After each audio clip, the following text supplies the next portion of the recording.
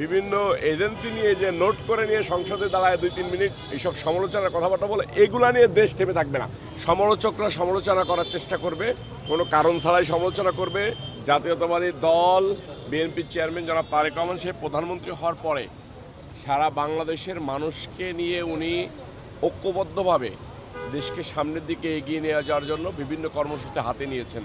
সেটা আরও কীভাবে ভালো করা যায় সেটার জন্য সারা বাংলাদেশে বিএনপি, ছাত্রদল, যুবদল, স্বেচ্ছাসেবক দলের প্রেসিডেন্ট সেক্রেটারিকে ডেকেছেন বার্তা দেওয়ার জন্য। ইনশাল্লাহ ভালো কিছু হবে। তো সমালোচকরা সমালোচনা করার চেষ্টা করবে, কোনো কারণ ছাড়াই সমালোচনা করবে।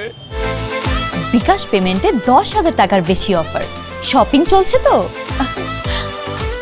যাদের কোনো কাজ নাই তারা সারাদিন ফেসবুকে বসে বসে সমালোচনা করে।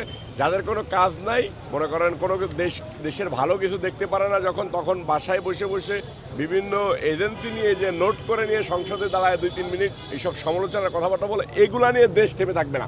দেশ এগিয়ে যাবে সামনের দিকে।